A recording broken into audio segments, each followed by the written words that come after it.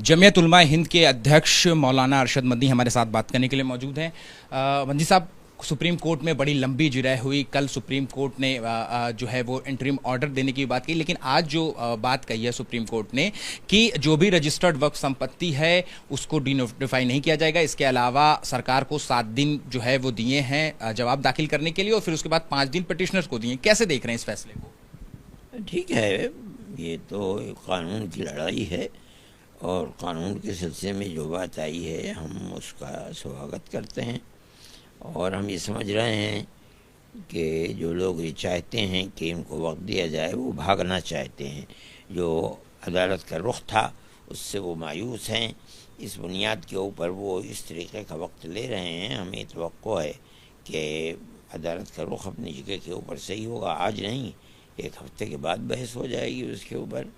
और मैं नहीं समझता हूँ कि इस तरह भागने से मसले का वो हल ये चाहते हैं कि उनके हक़ में हो जाए। मैं ये नहीं समझता हूँ, बल्कि बात साफ़ होगी। कल की गुफ्तगू से जो पहलू सामने आया है वो यही है कि इस मौजू के ऊपर अदालत बहुत इसको गंभीरता के साथ देख रहा है और इसको ये समझती है अदालत कि ये चीज़ नुकसान देने वाली है और ये फैसला आज नहीं होगा, 5 दिन के बाद। लेकिन आपके वकील की तरफ से भी वक्फ बाय यूज़र को लेकर के भी आज फिर से एक टिप्पणी की गई थी, लेकिन हालांकि सुप्रीम कोर्ट ने यह ज़रूर कहा कि हम जो आदेश लिखवा रहे हैं हमें वो लिखवाने दीजिए, बीच में मत बोलिए। तो वक्फ बाय यूज़र के ऊपर ज़्यादा ध्यान जो है वो आज की सुनवाई में नहीं दिया गया, जो कि आपके लिए कल बहुत हो गया उसके ऊपर और उसके ऊपर गुफ्तगू हो गई थी। वो काफ़ी है जो गुफ्तगू हुई है। मैं समझता हूँ कि जब इसके ऊपर मुफस्सल बहस होगी तफसील के साथ तो उस वक्त फिर आ जाएगा। कल भी आ चुका है वक्फ बाय यूज़र। इसलिए आज की गुफ्तगू तो सिर्फ इतनी ही है कि वो भागना चाहते हैं मैदान से। और मैं समझता हूँ कि जो आदमी भी ये कहता है कि करोड़ों मुसलमानों से इस सिलसिले के अंदर गुफ्तगू हो चुकी है और वो हमारे साथ हैं, वो झूठ बोलता है। ये तो एक मजहबी मसला है, मजहबी लोगों से मालूम करना चाहिए था। मजहबी लोग ये बताते कि इसकी हैसियत क्या है। अव्वल तो उन्होंने पूछा नहीं, और अगर वो पूछते हैं और रास्ता चलते आदमी से पूछते हैं तो उसकी कोई कीमत नहीं है। लेकिन सरकार का जो मत था, सुप्रीम कोर्ट में भी ये बात कही कि पूरी संसदीय प्रक्रिया का पालन किया गया, दोनों सदनों से पारित किया गया, देर रात तक बहस चली। इसके अलावा 98 लाख से भी ज़्यादा सुझाव जो है वो इसके माने गए। और उन्होंने जो एसजी थे उन्होंने कहा कि इस तरीके से कानून को निरस्त कर देना गलत होगा। संसदीय प्रक्रिया इसको जानते हैं, ये सबक पढ़ा रहे हैं सुप्रीम कोर्ट को। सुप्रीम कोर्ट जानता है कि वो क्या चीज़ सही है और क्या चीज़ गलत है और उसको क्या करना चाहिए। ये तो दूसरों की तरफ से सुप्रीम कोर्ट को सबक पढ़ाना चाहते हैं, ये तो कोई चीज़ नहीं है। अच्छा मदनी साहब, एक सवाल ये भी होता है कि जब ये संसदीय प्रक्रिया का, जैसा कि सरकार कह रही है कि हमने इस बिल को जेपीसी में भेजा, जेपीसी में तमाम मुस्लिम संगठनों ने अपना रिप्रेजेंटेशन दिया था, आपने भी रिप्रेजेंटेशन वहां पर दिया था, तो फिर एक नैरेटिव ये भी होता है कि क्या जो बड़े उलमा हैं उनको संसदीय प्रक्रिया में भरोसा नहीं रह गया? सवाल ये कि हमने जो कहा था उसके तो एक हर्फ के ऊपर भी अमल नहीं हुआ। हमसे मशवरा लिया गया था, हमने उसको बताया। हम मजहबी लोग हैं, हम जानते हैं उसको। जो हम कह रहे हैं उसके अंदर कोई तगय्युर तबद्दुल तो होता हमारी बात के ऊपर, या वहाँ कहा जाता कि ये बात ऐसे नहीं है ऐसे है। हमने जो बात कही उसको सुना और उसके ऊपर इत्मीनान किया। लेकिन जब उसके बाद कानून के अंदर जिस तरीके पर हम उसके अंदर कमी निकाल रहे थे उसके ऊपर तो कोई अमल नहीं हुआ। इसका मतलब ये सिर्फ सुनने के लिए तो नहीं है। मशवरा तलब किया था हमसे, हमने मशवरा दिया, हमने इसे पूरे बिल को रिजेक्ट किया। उसकी जितनी दफ़ात थी बंद थे, हमने उन बंद के ऊपर गुफ्तगू की। अगर उसके ऊपर कोई कमी थी तो उनको चाहिए था कि ये 25-30 आदमी पार्लियामेंट के मेंबर बैठे हुए थे वहाँ, वो हमसे कुछ कहते कि ये बात ऐसे नहीं है ऐसे है। हमारी बात को सुन लिया, उसके बाद अमल उसके ऊपर नहीं किया। इससे क्या फ़ायदा है? कोई आदमी कहे कि हमने करोड़ों से बात कर ली है, इससे क्या फ़ायदा है करोड़ों से बात करने का? आप जो बात के पूछ रहे हैं, जो वो कह रहे हैं, उसके ऊपर अमल तो कीजिए, कदम बढ़ाइए, फिर उसके बाद बात होगी। कोई तो बात हुई नहीं। एक नैरेटिव ये भी उठता है सुप्रीम कोर्ट की सुनवाई में कि आप जब बात करें वक्फ बाय यूज़र की तो आप कह रहे हैं कि जो 100 साल 200 300 साल पुरानी मस्जिद है उसके कागजात हम कहाँ से लेकर के आएंगे। लेकिन जब बाबरी मस्जिद की सुनवाई हो रही तो वहां पर सबूत मांगे जा रहे थे। तो ये भी एक नैरेटिव जो है वो उठाया जा रहा है कि उस वक्त तो सबूत मांग रहे थे, आज खुद कागज दिखाने से बच रहे हैं। नहीं, सबूत कौन मांग रहा था? वो मांग रहे थे। हम तो नहीं कह रहे थे कि हमारे पास कागजात हैं बाबरी मस्जिद के।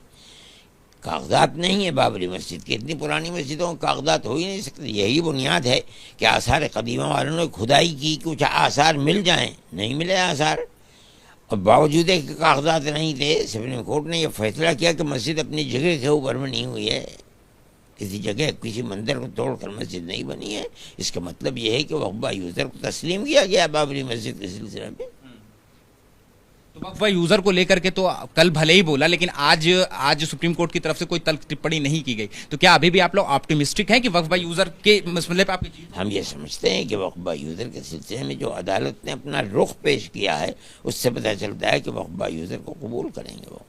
एक मसला ये भी आ रहा था कि महिलाओं की और गैर मुस्लिमों की सेंट्रल वक्फ काउंसिल में, वक्फ बोर्ड में जो है नियुक्ति पर आप लोग एतराज जता रहे थे, लेकिन वो भी महिलाओं के ऊपर हमने कोई एतराज़ नहीं किया, लेकिन हमने ये कहा कि हिंदुस्तान के अंदर जो दस्तूर चल रहा है वो किसी गैर मुस्लिम, चाहे वो सिख हों और चाहे वो गैर मुस्लिम हिंदू हों, चाहे वो क्रिश्चन हों, उनके अपने चीज़ें हैं, उसके अंदर सब क्रिश्चन ही लगे हुए हैं, सब सिख लगे हुए हैं, सब हिंदू लगे हुए हैं। मुसलमान के लिए क्यों है कि उसके वक्फ के अंदर गैर मुस्लिम को भी लगाएं? इसका मतलब ये है कि आप इसमें भेदभाव करना चाहते हैं और आप ये नहीं समझते हैं कि यह मसला ये हिंदुस्तान की सरजमीन के ऊपर अमन और अमान के साथ हो। आप उसके अंदर खुद घुस करके और ऐसे लोगों को घुसाकर जो अमन को आग लगाना चाहते हैं उसको ख़त्म करना है। सरकार तो कह रही है हम इंक्लूसिव अप्रोच अपना रहे हैं कि ये भी समाज का हिस्सा है, गैर मुस्लिम भी तो समाज का हिस्सा है, और क्या भी भारत क्या देश की है। क्या ये सब है। हम ये थोड़ी कहते हैं कि भारत देश की नहीं है, लेकिन क्या आप मजहब की बुनियाद के ऊपर दूसरे मजहब वालों के अंदर किसी दूसरे मजहब वाले को दाखिल करते हैं? नहीं करते, तो हमारे साथ क्यों ऐसा कर रहे हैं? इसका मतलब यह है कि आपकी नीयत के अंदर फतूर है, दाल में काला है कुछ। विरोध की अगर हम बात करें तो वक्फ कानून का विरोध की शक्ल क्या होनी चाहिए? मुर्शिदाबाद में तो 3 लोगों की मौत हो गई, कहीं आगजनी, कहीं गाड़ी फूकी। तो है ही है, जब विरोध करेंगे लोग, हम ये समझते हैं जमीयत उलमा इसके मुखालिफ है, लेकिन लोगों के जज्बात हैं, वो जज्बात सामने आए तो लोगों की मौत भी हुई है, लोग जेल में भी गए हैं। हम इसीलिए कहते हैं कि सड़कों के ऊपर न निकलो। हमारा ये मुद्दा हमेशा से है कि सड़कों पर निकल करके कोई एहतजाज मत करो। इसका जिम्मेदार कौन होगा फिर? जो मौतें हुई हैं उनका जिम्मेदार कौन? वो जिम्मेदार इसीलिए हम मना करते हैं कि मौतें भी होंगी, लोग मारे भी जाएंगे, लोगों के घर भी जलेंगे। इसलिए हम ये कहते हैं कि मुल्क में अमन व अमान सबसे बड़ी कीमती चीज़ है, उसको अमन व अमान के साथ रखना चाहिए। लेकिन विरोध की शक्ल क्या? जैसे कुर्बानी की बात आती है, विरोध की शक्ल ये है कि आप जलसे कीजिए, ये विरोध की शक्ल है। अपनी बात को कहिए, लिखिए, ये चीज़ है, अमन व अमान के साथ कीजिए। अमन को कभी हाथ में मत लीजिए, कानून को हाथ में ले करके विरोध किया जाएगा, गलत चीज़ है, जमीयत उलमा इसको कबूल नहीं करती। लेकिन इसके अलावा एक सुप्रीम कोर्ट में जो बात कही गई कि सेंट्रल जो काउंसिल है उसमें जो है वो किसी गैर मुस्लिम की अगले आदेश तक, यानी कि 7 कह तो चुका हूँ, जिस तरह से है उसी तरह रहेगा। ये एक तरीके का स्टे है। हम ये समझते हैं कि ये भी जीत है, और आइंदा जब खुलेगी अदालत के अंदर इसकी सुनवाई होगी तो उसके अंदर भी अदालत का रुख यही रहेगा इंशाअल्लाह। 5 याचिकाओं को ही सिर्फ आगे सुनवाई के लिए कहा गया है, सूचीबद्ध किया जाए, ये भी कहा, क्योंकि हर दिन नई याचिकाएं आ रही हैं। ठीक है, उसके अंदर कबल सिब्बल तो सबसे पहले आए हैं, उनको सुनेंगे, वो अपनी बात को पूरा करेंगे उस दिन में।